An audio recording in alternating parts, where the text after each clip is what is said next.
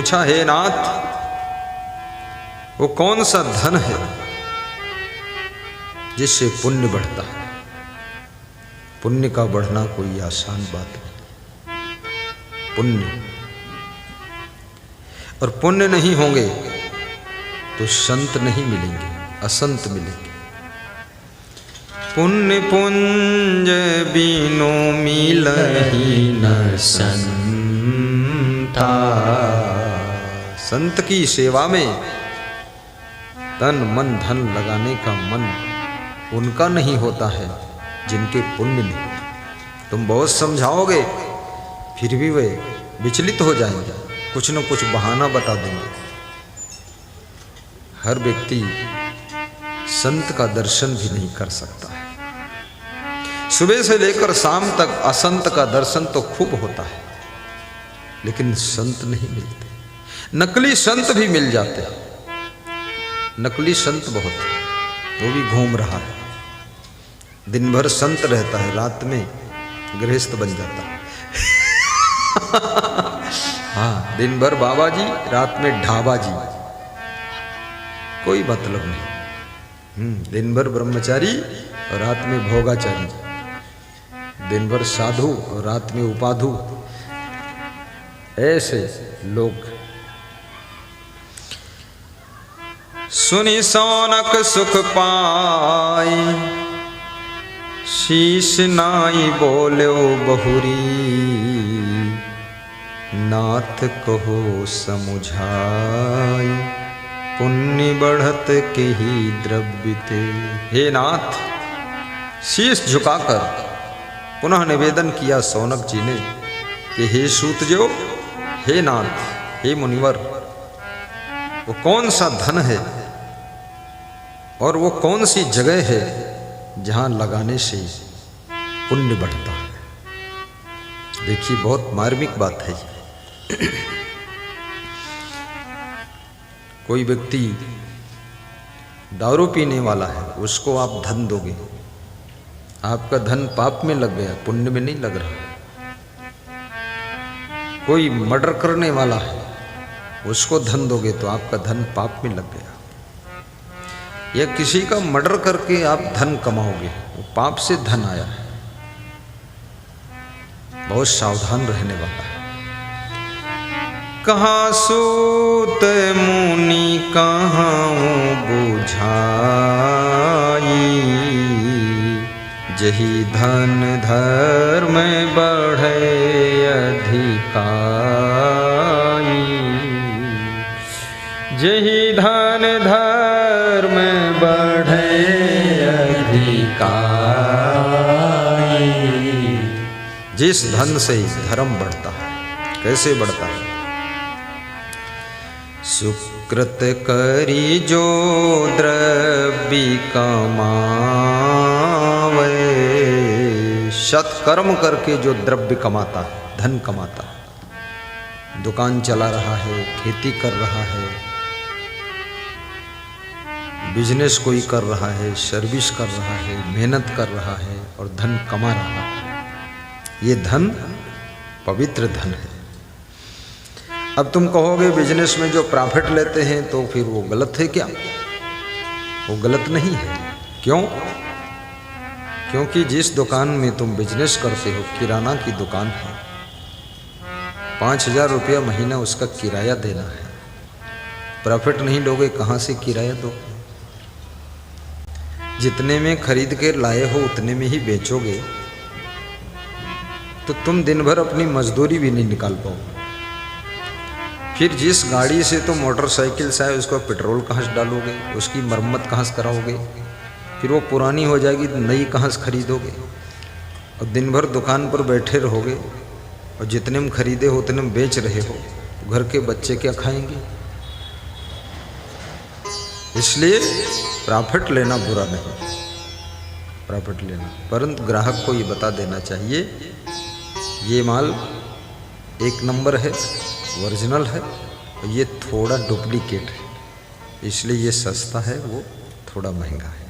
अब इच्छा आपकी है, चलते दोनों हैं, लेते लोग दोनों को हैं, जो आप पसंद करो ले जाओ।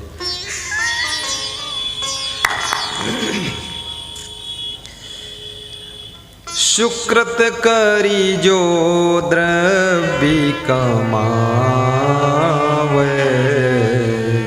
तेहि परमार्थ माहि लगावे, तेहि परमार्थ माहि लगावे।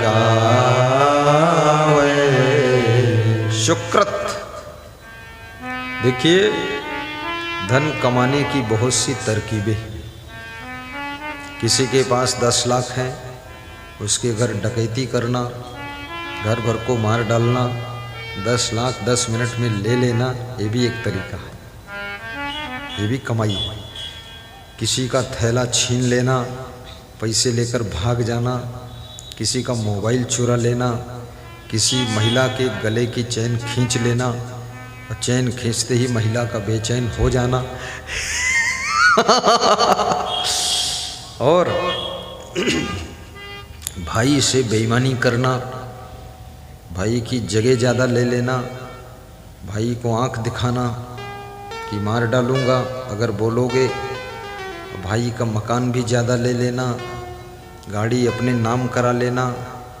ये बेईमानी जो है, अब बेईमान आदमी किसी का रिश्तेदार नहीं है, वो रिश्तेदारों से ही बेईमानी अच्छी तरह से करता है। बाप से करेगा, भाई से करेगा, दूर वालों से क्या करेगा।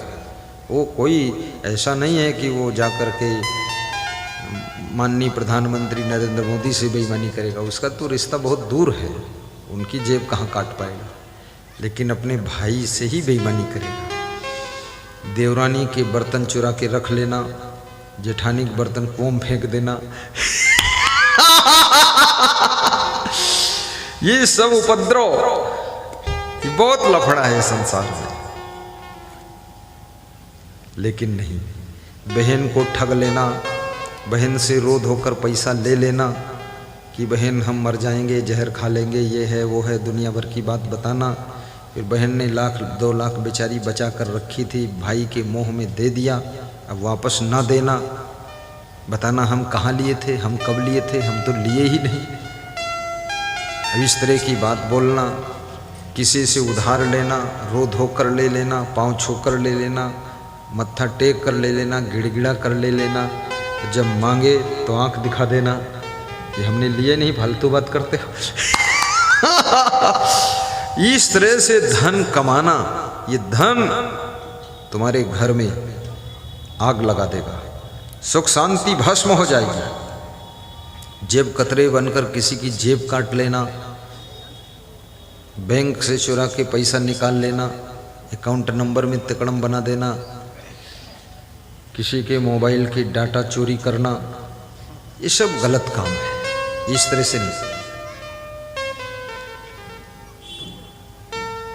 नीति पूर्वक सत्कर्मों से धन कमाओ, खेती करके कमाइए।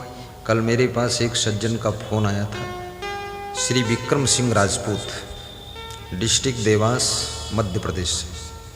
बोले गुरुदेव, आपके एक भक्त हैं प्रमोद शुक्ला जी। तो हमने कहा हैं, नरसिंहपुर जिले में है, काडरवाड़ा तहसील में। तो बोले उनके साथ में हम 30 एकड़ जमीन किराए से ले रहे हैं, अब गेहूं बोएंगे, और उसमें 1-2% आपको दान करेंगे।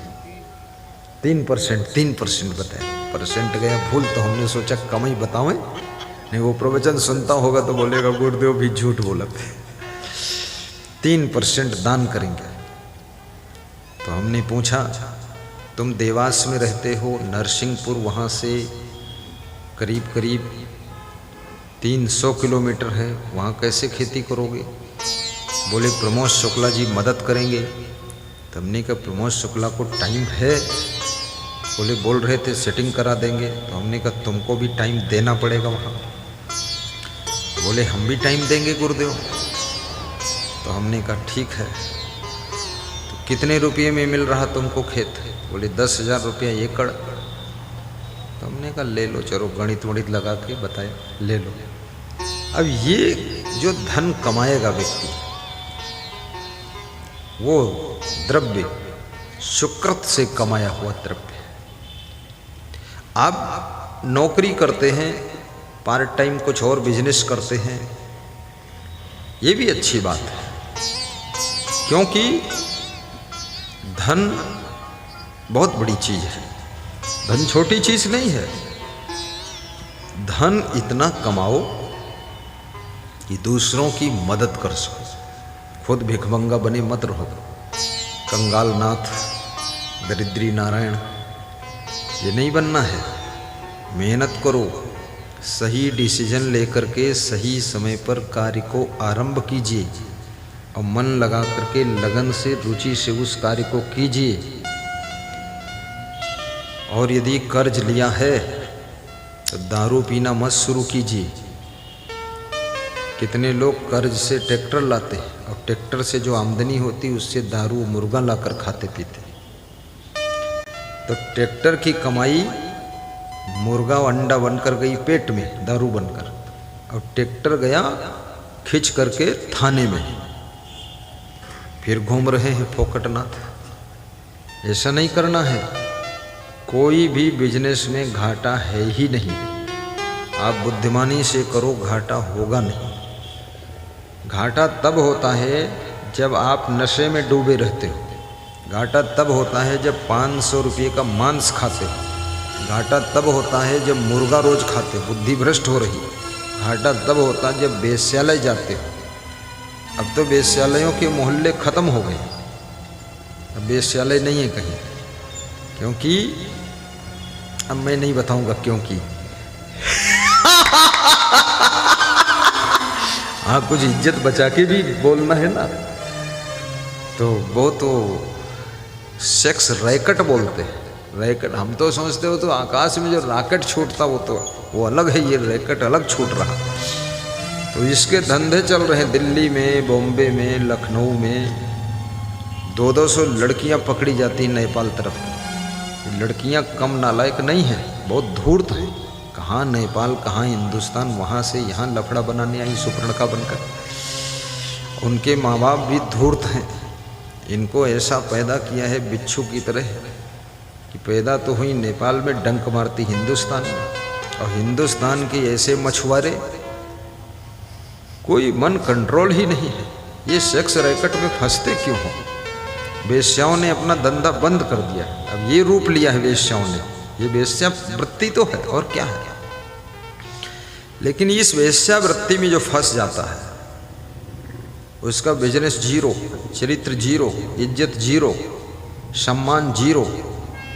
जैसे विजय माल्या, उनके 50-60 हवाई जहाज थे।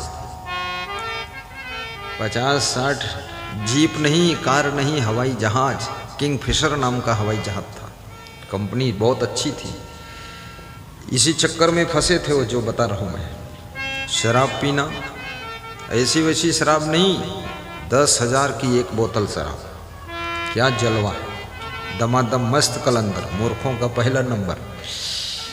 और मुर्गा खाना, मांस खाना, स्पेशल मांस चाइना से मंगा कर खाना, सुअर की नाभि खाना।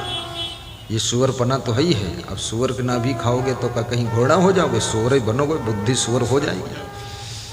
फिर जो लड़कियां एरोप्लेन में काम करती थी उनके साथ व्यभिचार करना। इतना कर्जे में डूबे हैं। वही आदमी जिसके पास एक हवाई जहाज नहीं था तो उन्नति करके 60 हवाई जहाज खरीदा। अब वो 60 हवाई जहाज बिक गए, कंपनी खत्म हो गई, देश छोड़कर भागना पड़ा, कर्जा लद गया, पुलिस गिरफ्तार करना चाहती है, वो दूसरे देश में छिप गया। ये लफड़ा चल रहा है। सोचिए, ये शराब पीने से, बेविचार करने से, जुआ खेलने से, अंडा मुर्गा खाने से, चरित्रहीनता करने से सब धन खो जाता है, इज्जत खो जाती है, सम्मान खत्म हो जाता है, नालायक की श्रेणी में गिना जाता है। इसलिए कभी कुसंगत मत कीजिए, मेहनत कीजिए और अपने चरित्र को सुधार कर रखिए और सत्संग कराइए। सत्संग में अगर विजय माल्या 1 करोड़ भी साल में खर्च कर देते, ये 60 हवाई जहाज हम बचा देते उनके। मेरे पास आ जाते, चरण छू लेते और यही बोल देते कि हिंदुस्तान में कहीं सत्संग करोगे उसका खर्चा पंडाल का, माइक का हम देंगे। बस इतना ही बोलना था उसको। बोल देता हूँ, दर्शन करता, चरण छू लेता, मैं उसको ज्ञान दे देता, चरित्रवान बन जाता, हमसे प्रेम जोड़ लेता, तो आज 60 के बजाय उसके 160 हवाई जहाज हो जाते और सुखी रहता। लेकिन मेरे पास क्यों आएगा? मेरे पास तो आएंगे वो कौन? वो गंगागंज से आए हैं ना भक्त जी हमारे, क्या नाम है, जयप्रकाश वर्मा जी, वो क्या बोलते उसको, आंवला की बर्फी लाए हैं, सब सामान लाए हैं जयप्रकाश। उनकी धर्म पत्नी चंद्रकांति देवी चितवनिया से अपनी बेटियों को लाई हैं। यही लोग आएंगे, भाग्यशाली है। पूरा टेंशन इतनी है उनको कि रात में नींद नहीं आती है, पूरी उलझन में फंस गए। अरे संत गुरु के सत्संग से बहुत फायदा होता है, आंख सुधर जाती, आंख जो इधर उधर चंचलता करती ना, आंख किसी की फोड़ता नहीं हूं, आंख को मोड़ता हूं, आंख से देखने का ढंग सिखा देता हूं, क्या देखना, कितना देखना, किधर टकटकी नहीं लगाना है, ये सब बता देता हूं। गुरुजी आंख सुधारते हैं और कान सुधारते हैं, क्या सुनना है क्या नहीं सुनना है। गुरुजी संगत सुधारते हैं, किसके साथ बैठना किसके साथ नहीं बैठना, दोस्ती करना कि नहीं करना है। गुरुजी की बात सुनो तो, समझो तो, देखो तो क्या होने वाला है, बहुत गजब होता है। गुरुजी तुम्हारी जीभ को कंट्रोल करते हैं, क्या खाना है क्या नहीं खाना है,